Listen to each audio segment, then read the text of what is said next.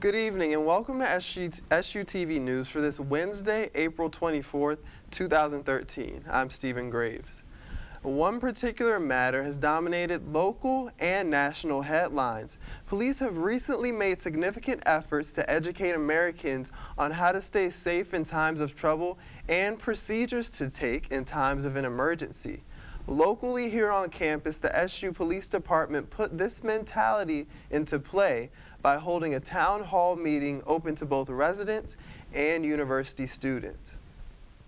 Earlier this week, an email was sent out to students notifying them about an armed robbery which took place near campus. Now, right now, I'm in Purdue Hall for a town meeting where university police hope to educate students and the city about how to stay safe during these times.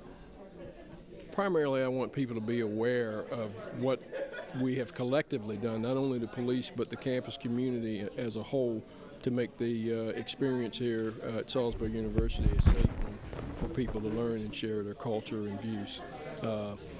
There's a lot of information out there. I think people are not aware how to access that information. That was important as well.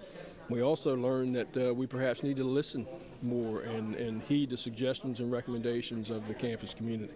I'm the chair of the Campus Safety Task Force. I tried to give the group an overview of some of the things that we work on, whether it's pedestrian safety and some of the things we've done for pedestrian safety, to campus violence, to we actually do each semester a campus safety walk. Safety is a concern nationally, and it's understandable that people will have some anxiety about their well-being and safety on this campus as it grows. Those kinds of emergencies. And numerous university administration officials attended the meeting, including Dean Faust and President Janet Dudley Eschbach. Salisbury has plans to continually educate the public on campus and community safety throughout the rest of the semester with activities such as games and lectures. And the SU campus turned green this week by officially kicking off Earth Week 2013. All this week is devoted to not only educating the community about sustainability, but also lending a helping hand to actively help the effort.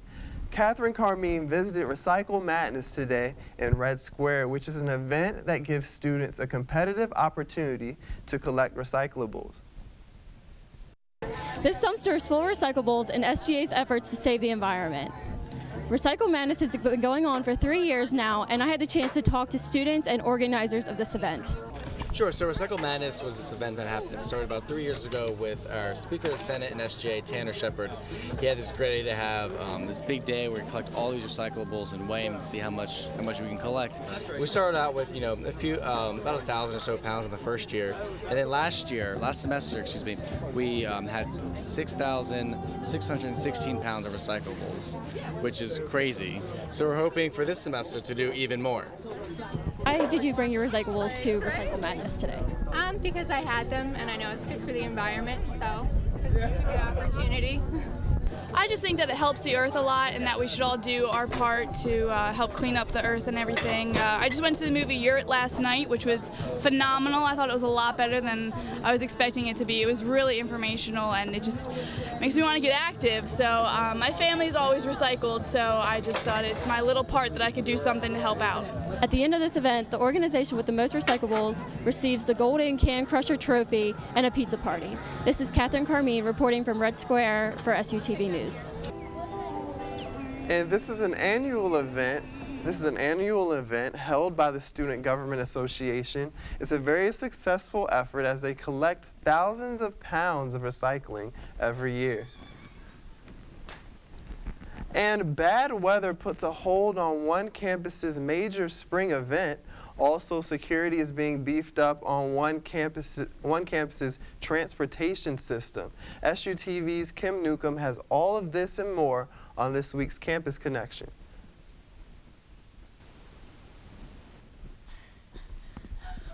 Today on Campus Connection, we bring you news about 2 spring concerts in Maryland, as well as news of an exciting win at UMES and new shuttle bus regulation enforcements at UMD. The annual Tiger Fest at Towson University was canceled this year due to inclement weather.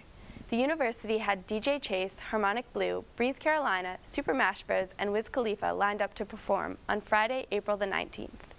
At first, the performance was delayed, but eventually it was canceled altogether. Refunds were available to any of those who purchased tickets. And UMBC had better luck with their annual spring concert, Quadmania. Macklemore and Ryan Lewis performed at the UMBC campus on Sunday, April the 21st. The show, sponsored by UMBC's Student Events Board, was sold out. And UMES had an exciting weekend as well, as their women's bowling team won the Intercollegiate Team Championship title this past Saturday. This is the university's 2nd U.S. Bowling Congress Collegiate Championship in 3 years. The Lady Hawks achieved their win by beating the University of Pikeville in a best-of-3 final by claiming the first 2 games. Many of the women on the team are also Dean's List students and represent their school well. And Frostburg State University was listed among 322 colleges, including Salisbury University, on the Princeton Review's list of greenest colleges. The Princeton Review chooses schools based on a 50-question survey. It analyzes a school's course offerings, campus infrastructure, and activities offered to measure the school's commitment to the environment. The review highlights Frostburg's wide variety of academic and lifestyle opportunities for green-minded students. And at the University of Maryland, students are required to show proper identification in order to board shuttle buses. Although the policy already states to check for university identification cards before students board the bus, it has rarely been enforced by shuttle drivers in the past. By not checking for identification, criminals are given a more convenient way to get to the campus. Several arrests that have been made locally were people who entered by shuttle bus and were not students or faculty of the university. Although the crime rate has declined in recent years around the University of Maryland area, more safety precautions are being made by the university, and this policy will now be enforced. And that's all for Campus Connection this week, but tune in next week to hear more about other universities here in Maryland.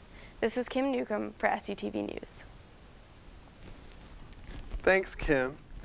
And the Student Activism Club wants students like you to come out to a special event that goes toward a good cause. The 2nd annual Gold Stock makes its way to campus next week, full of great performances by SU's Untouchables Dance Group and Squawkapella. All proceeds from the event go toward the JP Haitian Relief Organization. Come out to the Wacomico Room on Wednesday, May 1st to have some fun, all while making a difference. And hosted by the Housing and Residence Life Department, the annual Spring Olympics between residence halls provided students an opportunity to exercise their right to have some competitive fun. This 3-day event kicked off last Thursday with numerous events for students to compete in. The games concluded last Saturday on the Nanacoke Hall volleyball court. Reporter Jesse Esposito caught up with some organizers and competitors at the closing event, Tug of War. What events did you participate in? I was in Egg Beater, Captain's Event, the Firefighters Relay, Taboo, and karaoke. And have you enjoyed yourself so far? Oh yeah, I've loved it. I'm feeling really good. Macaulay's got a great team this year. We're doing really well. We're placing a lot today. I'm feeling really good about it. What's your overall opinion about Spring Olympics? It's awesome, and I just love it. And I'm excited for next year even. Oh, I'm feeling absolutely great. The energy here is so alive. I love this event. It goes on every year, and every year I can't wait. It's one of those events where you have to be here in order to feel the energy, to feel the hype. A lot of spirit goes on here, a lot of support from all over, and it's just a great time overall. So. How you feeling about the participation here? Great, amazing. Mapawi has been strong from day one on Thursday all the way to today, Saturday. We're so pumped for the last event. Do you think you guys might win it? We're hoping we've placed on every event today, so we're hoping that we're up there. Hopefully top #1, but we'll see. We'll see. What's your overall opinion about the Spring Olympics? I love it. I love it. I love it. I love it. All my residents are out here excited, cheering for Mapawi, representing. So it's definitely been an amazing turnout so far. And at the end of the games, Mapawi, which is a mashup of Menoken, Pocomoke, and Wacomico Halls, came out as the winning team. This is the second consecutive year the group has won the Spring Olympics event. And now on to SUTV sports reporter Kat Murphy, here with an update for SU Sports. Men's baseball has played 3 games in the CAC Conference Tournament. The men played Frostburg State in the second round and won with a final score of 22-5. Senior Nick Gentry and junior Quinn Griffith blasted 2 home runs each. Salisbury played Mary Washington in the semifinals and won 8-6. Sophomore right-hander Dylan Anderson pitched 7 shutout innings in relief by allowing only 2 hits. They then played York College in the championship game and took the victory for the second straight CAC tournament win. Salisbury plays today away at Washington College at 3:30. Softball has an overall record of 32-2 and a conference record of 8-0. They played a doubleheader against Frostburg State last Saturday and won both games. Sophomore pitcher Rachel Johnson earned a win and improved to 20-1 as the Gulls won 9-0 in 5 innings.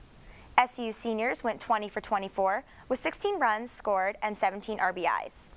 Salisbury clinched the top seed in next week's CAC tournament beginning this Friday, April 26th. The Salisbury University men's lacrosse team dropped 2 spots to #7 announced on Monday. The Seagulls are coming off a week in which they fell to Washington College 7-6 after being outscored 4-0 in the 4th quarter. Salisbury now looks forward to the Capital Athletic Conference tournament, which begins today. And after completing an undefeated regular season, the Salisbury University women's lacrosse team heads into postseason play, sitting at #2 announced on Tuesday. Following 3 wins last week, including 2 over top 15 teams, York College and Christopher Newport University, the Gulls earned the top spot this past week.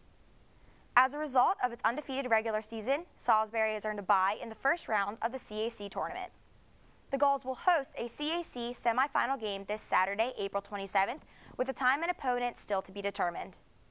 That's all for SU Sports. This is Kat Murphy for SUTV News. Thank you, Kat. And SU's dance company debuts their annual concert this week. This year, the show will include arrangements by our artistic director, Mary Norton, and by a resident faculty member, Jessica Hinman-Wheatley, along with some other guests. The shows start tonight and go until April 27th. All shows start at 8 p.m. in Holloway Hall. Admission is free to SU students with a gold card. And young entrepreneurs lined the halls of Purdue last week for a one-of-a-kind opportunity to impress professionals in the business. For tonight's Campus Spotlight, SUTV's John Mertens explores this new competition that helps these bright minds get ahead of the game. In today's economy, it's very difficult to start a business. Here at Purdue Business School, every year there's a competition held where students can win up to $25,000 to start their own business. We caught up with a few of these competitors to talk to them and see what their business plans were. My idea is a lawn care company, which I've already established, and we're trying to take it to the next level, obtain some funding to get a business location as well as expand our equipment. I believe that the competition is tremendous ideas throughout everyone that's put the effort in. Putting a business plan together is extensive work, so it's kind of fun today to express the opportunities that I've experienced. Today I'm doing an organic vending machine. This is a great business for students and for everybody that needs some extra money. And what I like about this business is that it's all cash. All cash, no debt. And then it's all organic. Well, our business plan was called Chesapeake Bioheat. It's a production company that makes carbon-negative home heating appliances. It was pretty intense. You know, you walk into a room full of a ton of people and they're all staring at you, waiting to hear your idea, so it was a lot of fun. Yeah, I mean, they tell you what to expect going into it, but you don't realize how extemporaneous things are until you're in there and doing it. Yeah. It's fast-paced, but, I mean, we really enjoyed it. Yeah. And my business plan for the competition was, this is called Smoking Aces Hookah Bar and Lounge, was to put a hookah bar in the Salisbury area. Seems pretty straightforward. There's only one other hookah bar on the entire Eastern Shore, and that's in Ocean City. And I just feel Salisbury students really want this. I've never met someone who says it's a bad idea. I know plenty of people who would go to it. All the judges seem to agree with it. It's really profitable. This is the first year for 3 competitions in one day. The first competition is the Invest in My Idea competition, which is a poster competition. The second, those winners of that poster competition are going to move on to the Gold Cage, which is first year for that competition. And then the winners of that competition will move on to the Bernstein competition, which has been, this will be the 26th year for the Bernstein competition. Our business was called Fashionable, Fit, and Trendy. And what we do is we tailor to people who, you know, can't find clothes that fit them properly and that are current. So what we do is we have them come to us and give us their ideas and their designs, and we pretty much make it a reality for them. And that concludes our broadcast for tonight. Thank you for joining us. As always, follow us on Twitter at SUTV1 and like us on Facebook at SUTV. Thank you and have a great night.